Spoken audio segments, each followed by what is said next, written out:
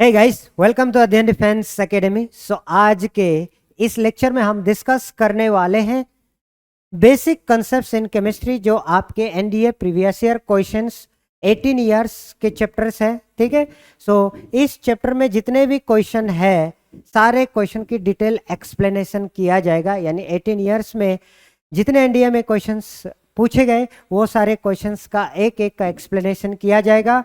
तो इससे आपको क्या फ़ायदा होने वाला है? आपको इससे फ़ायदा होने वाला है कि आपको पता लगेगा कि एनडीए में किस तरह का सवाल पूछे जाते हैं। एक चीज़ ये पता लगा, और एनडीए की क्वेश्चंस को किस तरीके से सॉल्व करना है ये पता लग जाएगा। दूसरा और तीसरा एडवांटेज सबसे ज़्यादा है कि क्योंकि यूपीएससी कहीं ना कहीं स्टेटमेंट से या प्रीवियस ईयर क्वेश्चन से अलग तरीके से क्वेश्चन को रिपीट करते हैं, तो वो सारी चीज़ें आपको इस वीडियो के थ्रू से पता लग जाएंगे। तो चलिए गाइस, फिर शुरू करते हैं एक एक क्वेश्चन। ठीक है।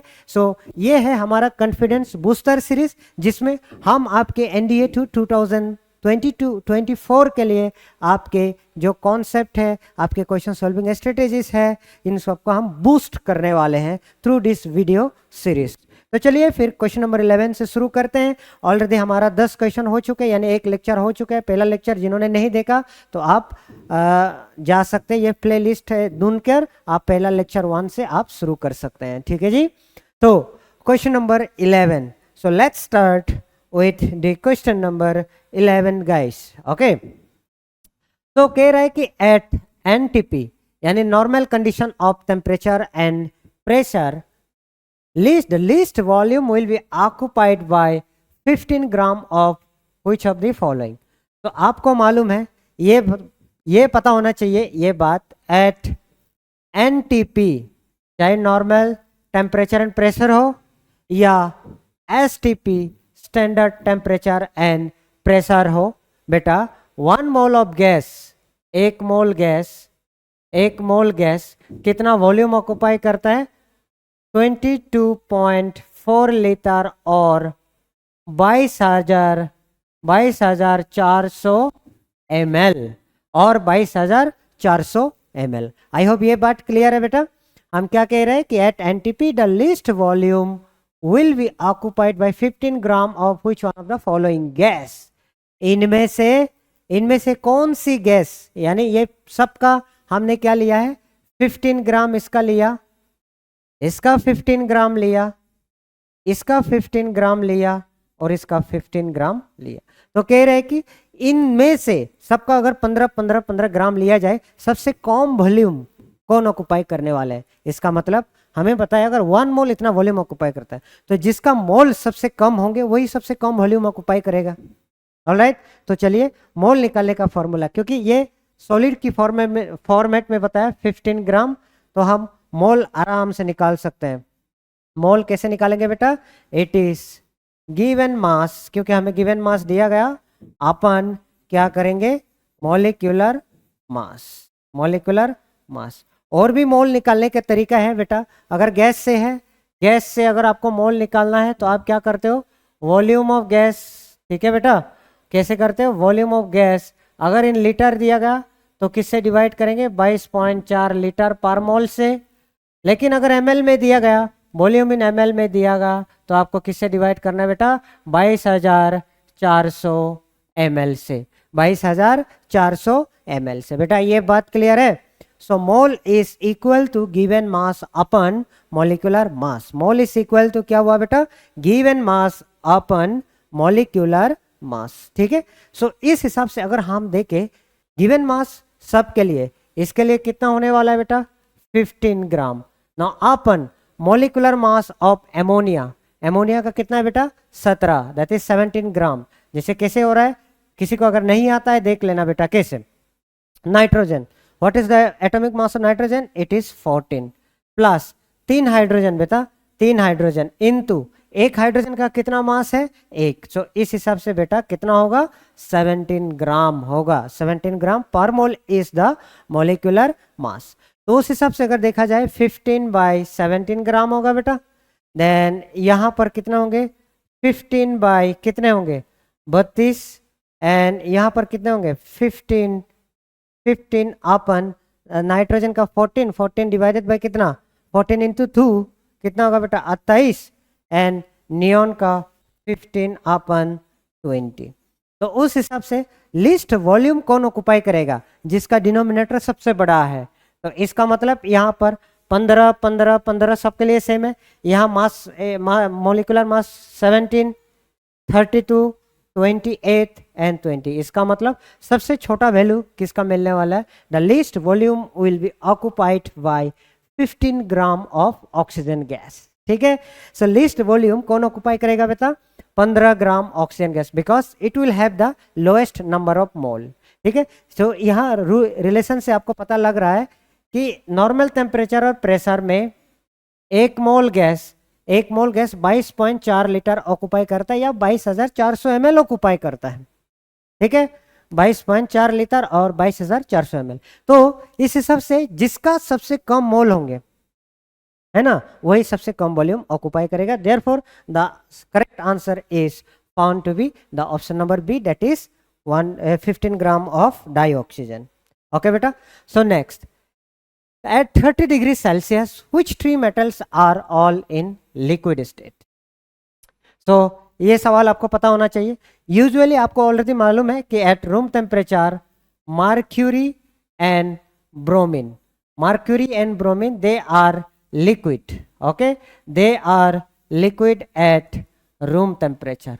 लेकिन अगर 28 डिग्री के ऊपर की बात करें, अबव 28 डिग्री सेल्सियस, तो अगर देखें उसमें अगेन दूसरा सेजियम और गैलियम ऐड हो जाते हैं, सेजियम और गैलियम ऐड हो जाते हैं। ठीक है बेटा, सो ये बात ध्यान रखना। तो इस हिसाब से आयरन नहीं हो सकता, जिंक नहीं हो सकता, लेड नहीं हो सकता, मर्क्यूरी तो हो सकता है, बात 3 एंड लेड नहीं हो सकता। सो आपकी करेक्ट आंसर है मर्क्यूरी, गैलियम एंड सेजियम। इनका तो -38 डिग्री सेल्सियस, आई थिंक इनका मेल्टिंग पॉइंट -38 डिग्री सेल्सियस के करीब करीब है, और गैलियम एंड सेजियम का नियर अबाउट 29 डिग्री सेल्सियस के करीब करीब है, नियर अबाउट 29 डिग्री सेल्सियस के करीब करीब है। ठीक है बेटा, सो आई होप ये स्टेटमेंट भी आप लोगों को क्लियर है। Okay, at 30 degree which 3 metals are all liquid. ठीक है, सो कौन सा 3 metal, mercury, gallium and caesium are liquid. Mercury, gallium and caesium are all liquid. ठीक है बेटा, नेक्स्ट क्वेश्चन नंबर 13 पूछा जा रहा है, which one of the following noble gases is not found in the atmosphere. ठीक है, not found in the atmosphere कहने का मतलब है कि it is not naturally occurring. ठीक है, सबसे बड़ी बात कि आपको मालूम है argon, it is naturally occurring, nature में पाए जाते हैं। ऑल्दो इन लोगों की जो पॉपुलेशन है, आप इन लोगों की कंपोजिशन कह सकते हो, काफ़ी कम है बाकी लोगों के कंपेरिजन में, बट दे आर अवेलेबल। ठीक है, जैसे आर्गन हो, क्रिप्टन हो, जेनन हो, ऐसे कौन सी चीज़ अवेलेबल नहीं है, इट इज दी रेडन। ठीक है, रेडन अवेलेबल नहीं। ये कैसे है, because it is obtain by the radio active decay. आप देख सकते हैं कि रेडन को कैसे अप्लाई किया जाए, कैसे सिंथेसाइज किया जाता है कि रेडियम से, ये रेडियम है, रेडियम से इसको डिकम्पोज करके, ठीक है, डिकम्पोज करके कैसे हो जाता है, डीके करके, डिकम्पोज कहना गलत स्टेटमेंट होगा, डीके प्रोडक्ट करके आपको क्या मिल जाता है, रेडन मिल जाता है। कहने का मतलब है रेडियम से आप क्या निकालते हो, 2 एटॉमिक नंबर कम कर देते हो और 4 एटॉमिक मास कम करते हो। इसका मतलब हेलियम के बराबर आप निकाल लेते हो। ठीक है, रेडियम से आप क्या निकाल देते हो, हेलियम के बराबर, तो आपको क्या मिल जाता है, रेडन मिल जाता है। ठीक है बेटा, सो यहाँ देखो कह रहा है ग्रुप 18 कंसिस्ट ऑफ 6 एलिमेंट, ये सही बात है, helium, neon, argon, krypton, xenon and radon. So group 18 में इतना सारा नोबल गैसेस है। कौन कौन सा है बेटा, helium, neon, argon, krypton, xenon and radon, this are our group 18 element. So अभी देखा गया था कि it is not naturally available, इसको बनाया जाता है।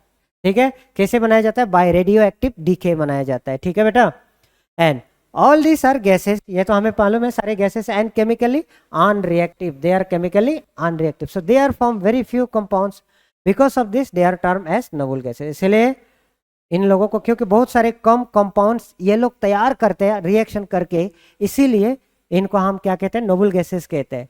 All the noble gases except radon occur in the atmosphere. तो आप स्टेटमेंट देख सकते हैं, सारा नोबल गैसेस नेचर में पाए जाते हैं, एक्सेप्ट कौन है, except the radon, except the radon. ठीक है बेटा, now their atmospheric abundance in dry air is, लगभग इनका एबंडेंस ड्राई एयर में कितना है, 1% के करीब करीब है। Which argon is the major constituent, तो सबसे ज्यादा इनमें से कौन पाया जाता है, आर्गन पाए जाते हैं, ठीक है।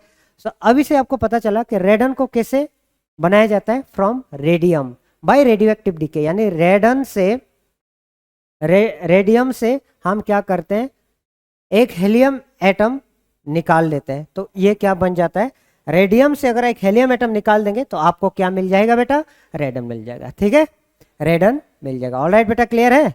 सो नेक्स्ट आगे बढ़ते हैं, नेक्स्ट 14 में, which one of the following is the correct statement, the force binding the nucleus inside the nucleus is, inside the force binding the nucleon, nucleon collectively call, हम किसको कहते हैं, न्यूक्लियंस मतलब proton and neutron both are collectively called as nucleon.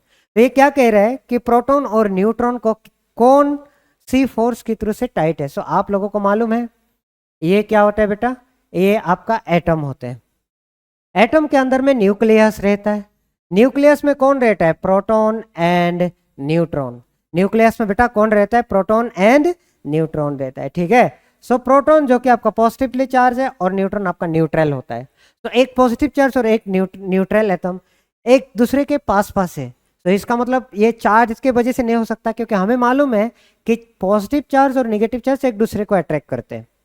हालांकि ये concept तो नहीं है कि पॉजिटिव और नेगेटिव एक दूसरे को अट्रैक्ट करे, क्योंकि एक पॉजिटिव एक न्यूट्रल है, तो इसका मतलब जो भी होगा, जो भी दोनों एक दूसरे के पास है, ये किसके वजह से होता है, चार्ज इंडिपेंडेंट।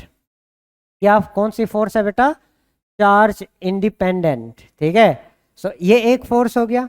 देन अगर ये चार्ज इंडिपेंडेंट है, किस तरीके से है, ठीक है, चार्ज इंडिपेंडेंट है और ये बहुत पास पास है, इसीलिए शॉर्ट रेंज, चार्ज इंडिपेंडेंट है, शॉर्ट रेंज है, और इनका इंटरेक्शन क्या है, स्ट्रॉन्ग इंटरेक्शन, क्या है बेटा, स्ट्रॉन्ग इंटरेक्शन है, ठीक है, ये क्या है बेटा, स्ट्रॉन्ग इंटरेक्शन। सो ये तीनों सवाल कहीं ना कहीं आपको देखने को मिलेगा, ठीक है, एक charge independence, short range and then strong interaction. तो न्यूक्लियस में न्यूक्लियंस एक दूसरे से ये तीन कंडीशन से जुड़े रहते हैं, ये तीन कंडीशन से जुड़े रहते हैं, ठीक है बेटा। आई hope it is clear. Question number 14 is also done. Okay, so next आते हैं, what is the way of, what is the way of one atom of hydrogen. बेटा आपको एक बात जरूर मालूम है, ठीक है, क्या मालूम है आपको, एक बात जरूर मालूम है, 1 मोल ऑफ क्या, 1 mole of a substance, 1 mole of H2, अब हाइड्रोजन गैस की बात करें क्योंकि यहाँ हाइड्रोजन पूछा, H2, okay, 1 mole of H2 और नॉर्मल हाइड्रोजन की बात करें, 1 mole of hydrogen contain 6.022 into 10 raised to the power 23 atoms of hydrogen. कितना, एक मोल में कितना होता है बेटा, 23 एटम्स, और एक मोल का वेट कितना होता है, 1 ग्राम होता है, सिर्फ कितना ग्राम, 1 ग्राम, ठीक है बेटा। सो अगर 1 ग्राम है तो आप क्या कर सकते हैं, तो 1 ग्राम, सो यहां पर देयरफॉर फॉर एक हाइड्रोजन 1 ग्राम एटम्स के लिए, ठीक है, सॉरी 1 ग्राम ने, एक एटम के लिए अगर 6.022 का इतना ग्राम होता है तो एक एटम का कितना होगा, सिंपल बात है, अगर एक एटम का तो क्या होगा बेटा, 1 बाय कितने होंगे, 6.022 into 10 raise to the power 23। I think अगर आप इसको कैलकुलेट करते हैं तो 0.166 इंटू क्या आएंगे, ये 10 रेज टू पावर ऊपर जाएगा तो 10 रेज टू पावर -23। सो अगर इसको हम बदल लेंगे, पॉइंट को इधर लाएंगे तो 1.66 into 10 raise to the power -24 होगा। तो इस हिसाब से आपकी सही उत्तर कौन सा होगा बेटा, ऑप्शन नंबर बी होगा, ठीक है। क्लियर है या नहीं है, okay, so it is clear. अगर क्लियर है तो हम आगे बढ़ सकते हैं, अगर क्लियर है तो हम आगे बढ़ सकते हैं। तो क्या कह रहे हैं, which of the following element so variable equivalent mass, very important. सबसे पहला चीज बेटा आपको समझना है कि इक्विवेलेंट मास क्या होता है, व्हाट इज इक्विवेलेंट मास। तो देखो बेटा, इक्विवेलेंट मास कैसे कैलकुलेट किया जाता है बेटा, that is it is calculated, that is molecular mass, है ना, कैसे कैलकुलेट किया जाता है बेटा, मॉलिक्यूलर मास अपन एन फैक्टर। अब एन फैक्टर क्या होता है, ये डिपेंड करता है, एसिड है तो number of replaceable hydrogen, base है तो number of replaceable OH, again oxidation reaction में नंबर ऑफ इलेक्ट्रॉन एक्सचेंज, ठीक है। तो ये सारे एन फैक्टर है। तो अगर हम देखें बेटा जिंक, बेसिकली ये Zn+2 ऑक्सीडेशन स्टेट में रहता है, कह सकते हो आप ZnCl2। उसी तरह सिल्वर ये +1 ऑक्सीडेशन स्टेट में रहता है, उसी तरह आप याद कर सकते हो AgCl, ठीक है। देन कैल्शियम, बेटा ये कैल्शियम ग्रुप 2 का एलिमेंट है, ये CaCl2 है कि नहीं, CaF2, इस तरीके से। सो कौन सी ऑक्सीडेशन स्टेट है, इसका मतलब ये +1 है, ये आपका कौन से स्टेट में, +2।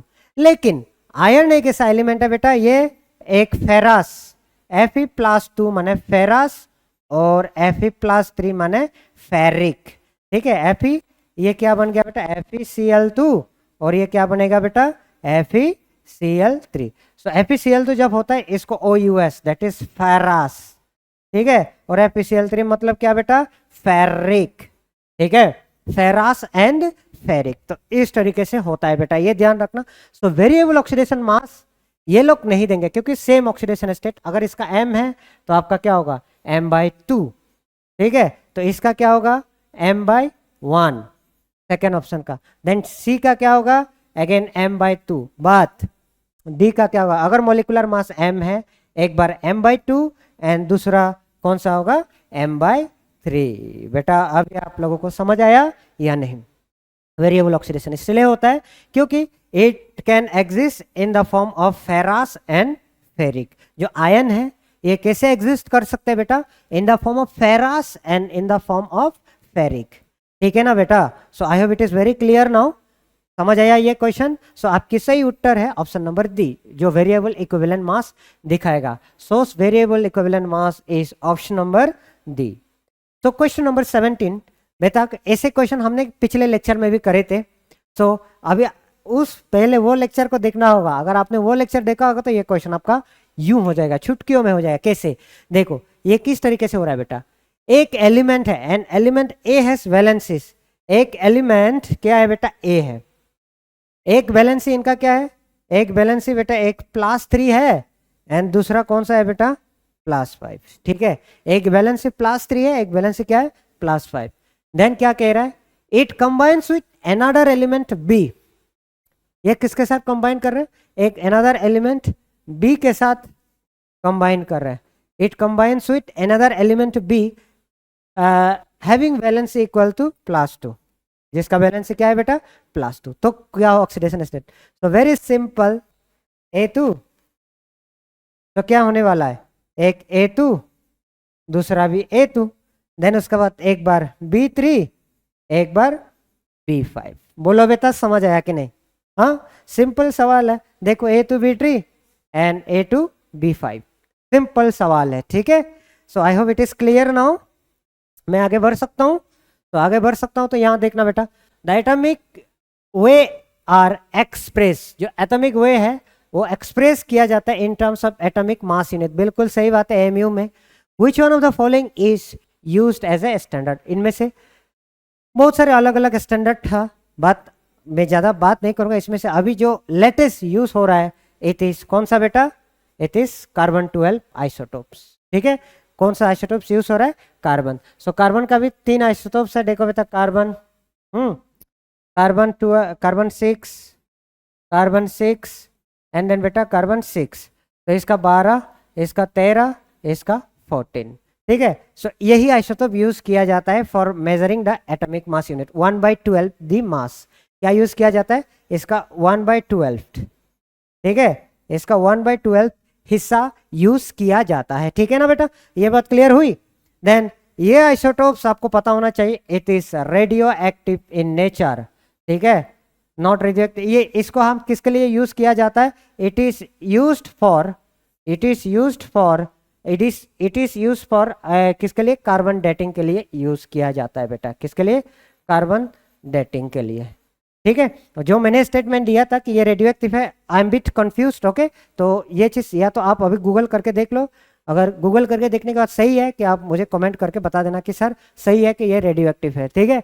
मैंने मेरा स्टेटमेंट पर ये कार्बन डेटिंग के लिए यूज़ किया जाता है। अगर किसी ने मतलब अपना बर्थ सर्टिफिकेट में फर्जी भरा किया, वो 20 साल का हो गया बट दिखा रहा है कि 10 साल का है, तो इसका थ्रू से कार्बन डेटिंग का थ्रू से पता लगा सकते हैं। या तो किसी फॉसिल्स फ्यूल को मिला, आप कितना साल पुराने हैं वो पता लगाने के लिए आप ये मेथड, ये आइसोटोप यूज कर सकते हो, जिसको हम कार्बन डेटिंग कहते हैं बेटा। ठीक है, so I it is clear. So last second question की तरफ आगे बढ़ते हैं। The octet rule is not valid for which one of the following compound. क्या कह रहा है बेटा, ऑक्टेट रूल किसके लिए वैलिड नहीं है? तो सबसे पहले चीज ऑक्टेट रूल आपको क्या पता होना चाहिए। ऑक्टेट मतलब कि जो सेंट्रल एटम है उनकी खुद की इलेक्ट्रॉन और बाकी जो स्पेसीज है उनकी इलेक्ट्रॉन मिला के टोटल इसकी सेंटर में कितना इलेक्ट्रॉन होना चाहिए बेटा। ऑक्टेट मतलब 8 इलेक्ट्रॉन्स होनी चाहिए। हाउ मेनी इलेक्ट्रॉन्स बेटा, 8 इलेक्ट्रॉन्स। ठीक है, तो ये बात ध्यान रखना। सो कार्बन डाइऑक्साइड, मतलब C डबल वन O। देखो बेटा, 1 electron, 2 electron, 3 electron, 4 electron, 5 electron, 6 electron, 7 electron, 8 electrons. कितना इलेक्ट्रॉन्स है बेटा, 8 इलेक्ट्रॉन। सो 8 इलेक्ट्रॉन्स है मतलब इसका ऑक्टेट कंप्लीट है। नाउ एमोनिया एंड नाइट्रोजन का 5 वैलेंस इलेक्ट्रॉन, 1 2 3 4। देन यहाँ हाइड्रोजन है 1, यहाँ हाइड्रोजन है 1, यहाँ हाइड्रोजन है 1। तो कितना इलेक्ट्रॉन हो गया अगेन, यहाँ पर भी बेटा 8 इलेक्ट्रॉन्स हो गए। यहाँ पर भी बेटा क्या इलेक्ट्रॉन्स हो गए, 8 इलेक्ट्रॉन्स हो गए। देन H2S उसी तरह सल्फर, सल्फर के पास 6 वैलेंस, 1 2 3 4 और 1 2। क्योंकि आप 12 क्लास पास हो गए हो या पास होने वाले हो, ये चीज आपके लिए आसान होनी चाहिए। ठीक है, सो मुझे दोबारा ना बोलना पड़े। तो अगर देखोगे तो सल्फर का देखो 1 2 3 4 5 6 7 8, यहाँ पर भी 8 वैलेंस इलेक्ट्रॉन हो गए। सो इनकम्प्लीट किसका है, बोरॉन ट्राइफ्लोराइड का। देखो बेटा BF3 F। So 1 2 3 4 5 6, 1 2 3 4 5 6। So this only how many electron, 6 electrons. तो 6 इलेक्ट्रॉन्स मतलब यहाँ पर क्या हो गया बेटा, सेक्सटेट हो गया। ठीक है, 6 इलेक्ट्रॉन मतलब कितने होंगे इलेक्ट्रॉन हो गए, sextet. That is 6 he electron है, सेक्सटेट। ऑलराइट बेटा, clear. So next and last question क्या कह रहे हैं कि which is the rarest naturally occurring element of the earth. यहाँ सबसे कम कौन सा पाया जाता है, gold, antimony, germanium and astatine. तो ये आंसर मैं आप लोगों से चाहता हूं। ठीक है, ये आंसर मैं आप लोगों से चाहता हूं। Please comment this answer, okay. और मैं जरूर रिप्लाई करूंगा, आप कमेंट करना, मैं जरूर रिप्लाई करूंगा। ठीक है, ये चीज ध्यान रखा, this is my responsibility. Okay, so आप तैयारी करना शुरू कर दीजिए। ठीक है, which is the rarest naturally occurring element on the earth is gold, antimony, germanium and astatine. So इनमें से कौन सा ऑप्शन सही है आप कमेंट करना, हम आपको जरूर रिवार्ड करेंगे। ठीक है, सो अगर आपको हमारे वीडियोस अच्छा लगता है तो जरूर हमारे चैनल को सब्सक्राइब कर सकते हैं, लाइक कर सकते हैं, कमेंट कर सकते हैं और दोस्तों के साथ शेयर करना ना भूलिएगा। ठीक है, और अगर आप मेरे से बात करना चाहते हैं तो आप मुझे इंस्टाग्राम में फॉलो कर सकते हैं। ओके, इंस्टाग्राम में चापुर चकमा के नाम पे है। आई नो आप सबके पास इंस्टाग्राम आईडी होंगे। ठीक है, ओके। देन उसके बाद अगर नोट्स चाहिए तो आप अध्ययन डिफेंस एकेडमी के ऑफिशियल टेलीग्राम चैनल को आप ज्वाइन कर सकते हैं। ठीक है, सो इतना समाप्त होने के बाद देखेंगे लेक्चर नंबर 3 पे, और इसके साथ साथ मैं आप लोगों से विदाई लेना चाहता हूं। जय हिंद।